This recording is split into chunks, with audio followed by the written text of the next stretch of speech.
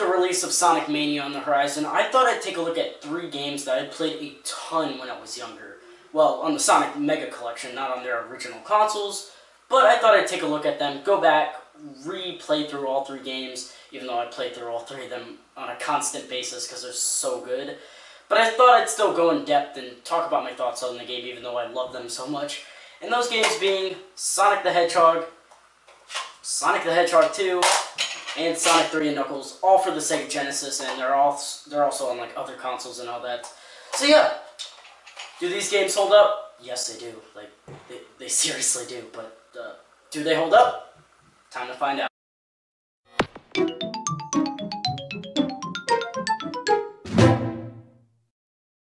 Sonic the Hedgehog is a series that holds a special place in my heart. It's a series I've been playing for many years, and it's one that I have many memories with. So I could start this video out with a generic statement going like, Sonic used to be a good series, but now it isn't thanks to Sonic 06. But I'm not doing that because it's seriously an overused way of starting any video relating to Sonic. Rather, I'll get straight onto what the video is truly about, the classic Sonic trilogy. And unlike previous reviews I've done, this one will be about 3 games rather than just 1. So, for tonight's review, I'll be taking a look at Sonic the Hedgehog 1, Sonic the Hedgehog 2, and lastly, Sonic the Hedgehog 3 and Knuckles. By the way, before we start, I refuse to say that Sonic 3 and Sonic and Knuckles are separate games, because they were originally supposed to be one whole game rather than 2. So, a little bit of backstory here. I first played these games from the Sonic Mega Collection years ago, and I can't quite remember which game from the collection I played first, but I know Sonic Mega Collection was my first Sonic game, and so these 3 games hold many memories for me. So, do the original 3 Sonic games hold up? Time to find out.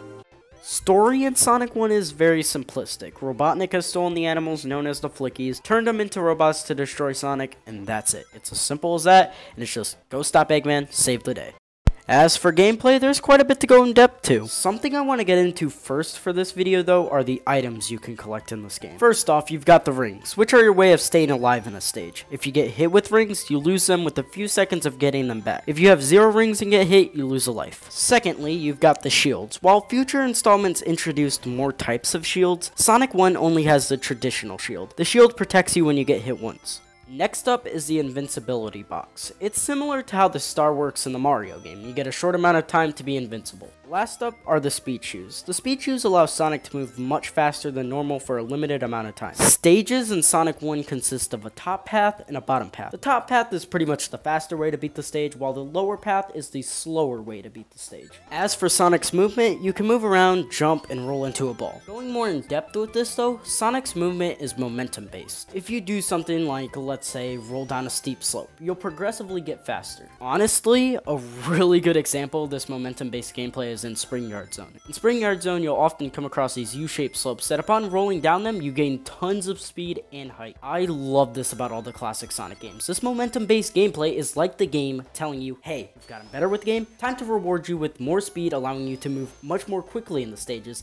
and I love that about the classic Sonic games. Speed is your reward with this momentum-based gameplay. The better you get with the game, the more quicker you can complete the stages. You guys don't know how much I wish Sonic Team would bring this to more modern titles. A good example of how they could totally pull this momentum-based gameplay off in a 3D environment would be the fan game titled Sonic Utopia. This fan game, in terms of gameplay, is a great example for Sonic Team to use if they need to bring this type of gameplay back for future installments. Oh, and also there are special stages. These are short, miniature stages that allow you the chance to nab a Chaos Emerald. Get all 6 of them, and bam, you got the good ending to the game. Overall though, Sonic 1 does great in the gameplay department, especially with the momentum-based gameplay.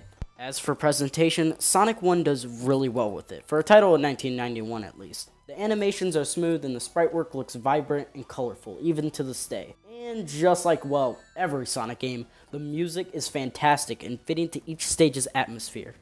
Overall, Sonic 1 is a great introduction to the series, but would I go back to it?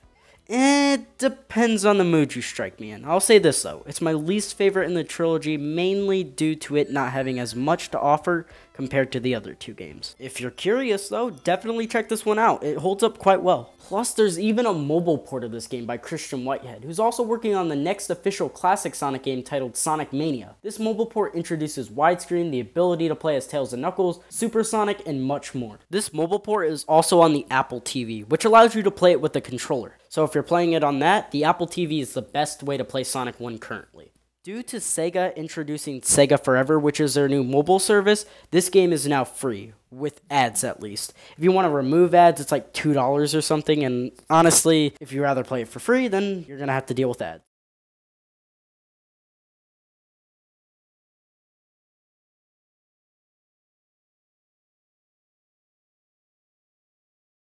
Now for Sonic the Hedgehog 2. I have lots of memories with this one, mainly with the level select and all the cheats you could accomplish with it. Anyways, on to Sonic 2. After his defeat in Sonic 1, Robotnik starts construction on the Death Egg, and it's up to Sonic and his new friend Tails to stop him. That's basically the story this time around, simple just like the first game. The gameplay for Sonic 2 is very similar to that of Sonic 1, so there isn't much to go in depth to. All the items like the ring, shield, invincibility, and speed shoes all return here. Again, like Sonic 1, you still have the top and the bottom pathways in each stage. Top path is, again, the faster of the two, and the bottom being the slower. There is actually one brand new component here though, and that is the inclusion of Tails, Sonic's new best friend. He actually changes the game up a bit. He can sometimes help you with something like the bosses, or will make you want to throw your Sega Genesis out the window because of this.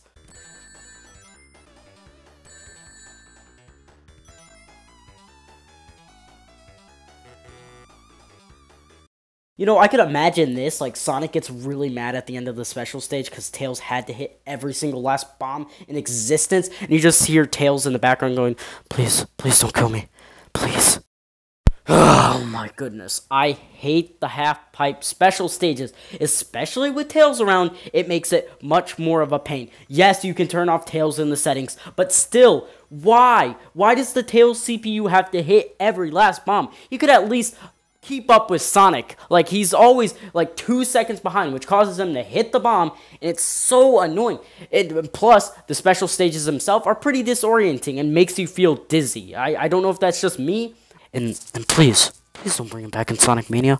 Just, please, I'm begging you here. You unlock Super Sonic after collecting all 7 emeralds. Yes, I did say 7 emeralds. Sonic 2 adds 1 more Chaos Emerald, unlike how Sonic 1 had 6 emeralds. Due to this, Super Sonic is now a thing. Super Sonic essentially allows you to move much more quickly, be invincible, you can't drown, etc. You can still die from bottomless pits, though. I'm glad the Chaos Emeralds actually do something this time around, rather than give you a different ending screen when you beat the game. It just adds more onto the replayability of the game. You can also hook up another controller and have someone else play as Tails. This feature is known as the 1.5 player mode. Why? Well, there's no split screen in this mode, which makes it kind of like an illusion that it's true multiplayer, but in a way it kind of isn't, mainly due to you losing sight of where Tails is every 5 seconds. Moving away from Tails and all that stuff though, the gameplay does great. The momentum-based gameplay returns here and it's as great as ever.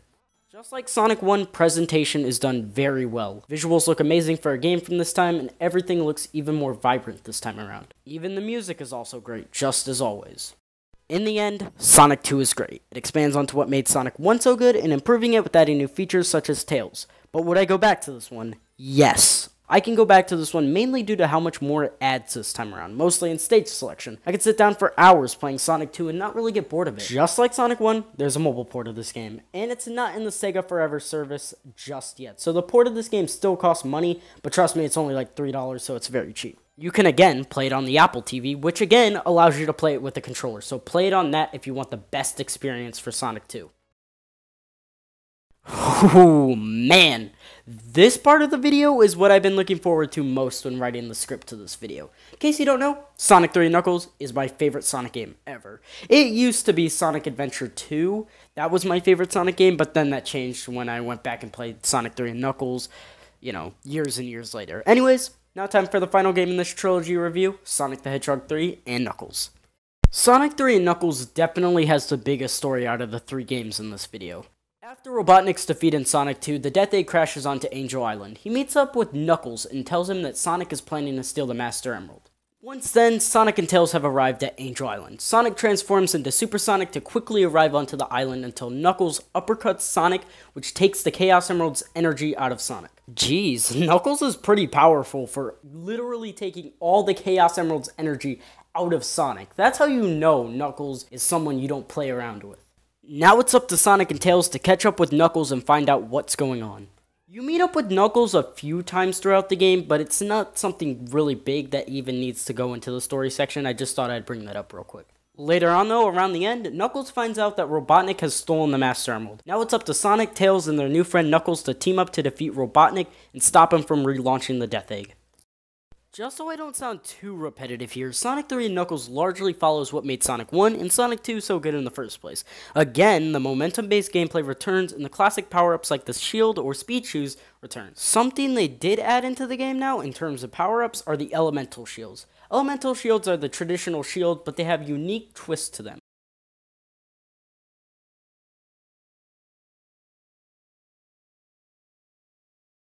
You have the Thunder Shield, Flame Shield, and Bubble Shield. The Thunder Shield allows you to do sort of a double jump, and the rings move towards you as you move around. You're also protected by any electricity. The Flame Shield allows you to do a short air dash and protects you from fire or lava. It can also deflect certain enemies' projectiles. The Bubble Shield allows you to bounce in the air to gain height, and if you're also underwater with the Bubble Shield, you can't drown. You can now play as Knuckles and see his side of the story in Sonic 3 and Knuckles. Knuckles plays similarly to Sonic and Tails. He can spin dash and all that, but he has his own gliding ability, the ability to climb up walls, and break through rocks to find secret pathways. For the special stages this time around, we have the blue spheres. Without a doubt, these are my favorite types of special stages. You run around hitting blue spheres and turning them into rings or red spheres. Hit them all and you get the Chaos Emerald. Get all 7, you unlock Super Sonic. Once you've gotten all 7 Chaos Emeralds, though, you can try to nab all 7 of the Super Emeralds and unlock Hypersonic. Hypersonic is pretty much a more overpowered Supersonic, but that isn't a bad thing at all. I just really love how you can blaze through the stages really quickly with Hypersonic. It makes it really exhilarating. I also really enjoy the concept of having 2 sets of emeralds. It adds way more replayability to the game. Besides that, though, Sonic 3 and Knuckles is very similar to how Sonic 1 and 2 were, but just improves it even more and adds tiny bits of new things in there. Gameplay, as always, is done very well here. So usually I start off a presentation section with how everything either looks or performs like, but not with Sonic 3 and Knuckles. I instead want to start off with the soundtrack. Oh man, the soundtrack is the best in the original trilogy. It's so upbeat no matter what stage, and each track sounds amazing. When I'm editing my videos and whatnot, this soundtrack is one that I love to listen to as I work on videos. As for the game itself, this is the best looking in the trilogy. The sprite work is done very well here, stages are vibrant, and everything else is done very well here. Presentation, honestly, is the best in this game out of the entire trilogy. Overall, Sonic 3 and Knuckles is my favorite of the trilogy, and it still holds the title of my favorite Sonic game. It does amazing in everything: stage selection, presentation, gameplay, replayability, the feature to have multiple files so you can go back and play the game again but as a different character. Everything is perfect with this game, and it is, to me at least, a masterpiece.